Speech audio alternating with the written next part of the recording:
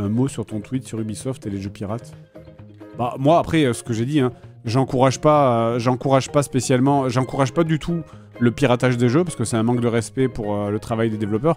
Mais en revanche, c'est autant je comprends l'argument de la location quand tu loues un système à la Game Pass, où effectivement on te dit, bah écoute, tu loues ton truc à 9 € par mois, mais par contre, les jeux ne t'appartiennent pas à l'instant où tu résilies ton abonnement, tu n'as plus accès à tes jeux. Ça, je n'ai aucun problème avec ça. Maintenant, quand on te dit ton jeu, tu l'as payé 80 €, parce qu'en plus, le prix des jeux, il a vraiment augmenté ces dernières années, et qu'on te dit qu'en plus, ton jeu ne t'appartient pas, là, c'est bon, allez vous niquer, quoi. C'est juste ça. Mais après, par contre, je n'encourage pas, d'une manière générale, par contre, quand tu as les moyens de te payer un jeu, et que tu... quand tu as les moyens de te payer un jeu, et qu'il y a du respect de la part des devs en face, moi j'encourage vraiment pas le piratage. Bien au contraire. Je trouve sinon c'est du vol quoi en fait.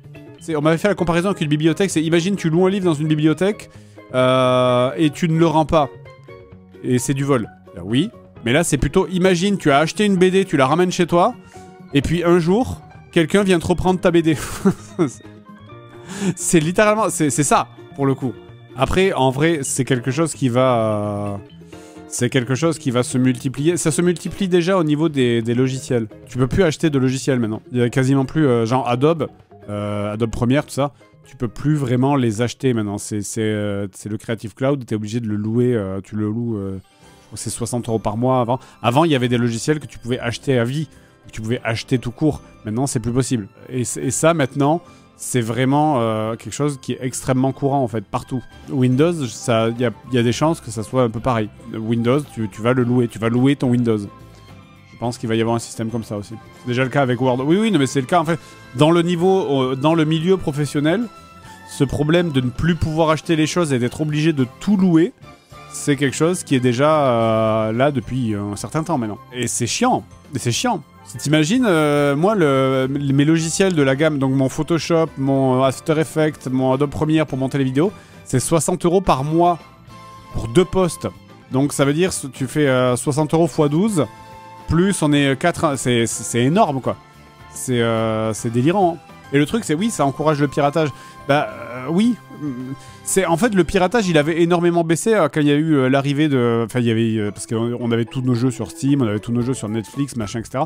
Mais là, c'est pareil, tu vois, au niveau des séries, c'est le même bordel.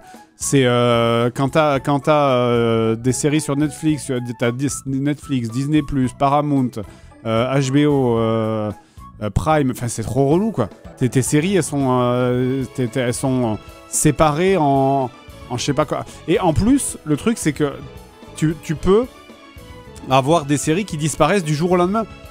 Apple TV. Tu peux avoir des séries qui disparaissent du jour au lendemain. Genre, c'était Seb qui m'expliquait la série Willow qui était diffusée sur Disney+. Ils l'ont sortie, ils ont assumé, et ils ont tout viré. Il n'y a plus aucune trace de Willow, il n'y a plus aucun moyen de regarder Willow légalement. Donc si tu veux regarder Willow, tu es obligé de pirater les épisodes. T'as pas le choix. C'est trop relou, quoi. C'est trop relou d'avoir des séries qui dépopent comme ça. Enfin, imagine YouTube payant. Mais je pense qu'on y arrivera. Je pense qu'on y arrivera. Sur Twitch aussi. Je pense qu'en fait, là, tu vois, Twitch, actuellement, Twitch n'est pas rentable. Il n'y a que Twitch Europe qui est à l'équilibre vite fait. Moi, je pense que ce qu'on va se diriger, que ce soit pour Twitch et pour YouTube, quand vraiment, quand vraiment la coupe sera pleine et qu'ils en auront assez de ne pas pouvoir rentabiliser leur plateforme, je pense qu'on va se diriger vers un système où, si tu veux poster sur YouTube ou sur Twitch, ou vous streamer sur Twitch, il faudra que tu payes un abonnement. Je pense qu'on va se diriger vers un truc comme ça. Ou alors un système de par exemple, quand tu streams sur Twitch, eh ben, ton flux, la qualité de ton flux s'adaptera en fonction de ton nombre de viewers. Si tu as 10 000 viewers, tu auras le top de la qualité. Si tu en as 200, tu auras du 480p. Si tu en as 2, tu diffuseras en 240p. Et ça sera pareil pour YouTube aussi.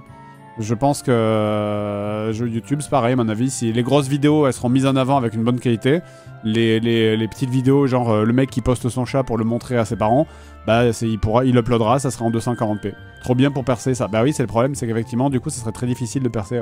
Ça tuera la plateforme? Non. Non, ça tuera pas la plateforme.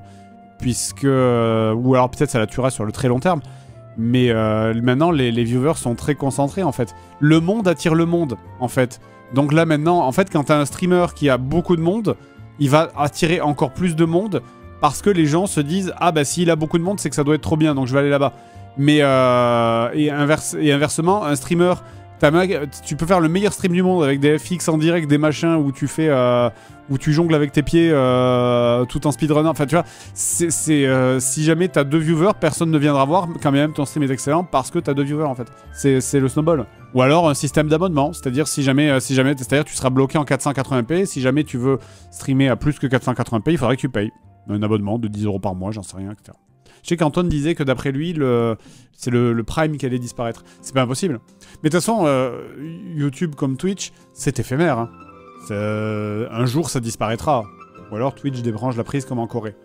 Ça, j'ai plus de mal à y croire. Enfin, tu me diras, en fait, ils l'ont fait en Corée, c'était quand même un très gros truc. Après, en vrai, on retournera sur YouTube. on retournera sur YouTube. Retour aux origines. JDG sur France 2, mon rêve. Bah, je crois que France 2, la télévision, je crois qu'ils arrivent fort, là, en fait, hein, il me semble. Il n'y a pas... Si, je crois qu'il y a... Comment ça s'appelle? Il y a... pour les Jeux Olympiques, là.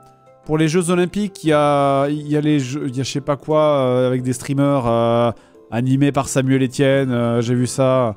Mais je crois qu'il y a... Je crois que il y a vraiment France Télévisions qui arrive avec plein d'argent, en fait. De toute façon, parce que pas se le cacher, hein, les streamers, ils iront là où il y a l'argent. Hein. Moi, le premier. Si jamais France 2, il me propose de venir jouer à Bubsy 3D contre 1 million d'euros, moi, je le fais. Hein. Vraiment.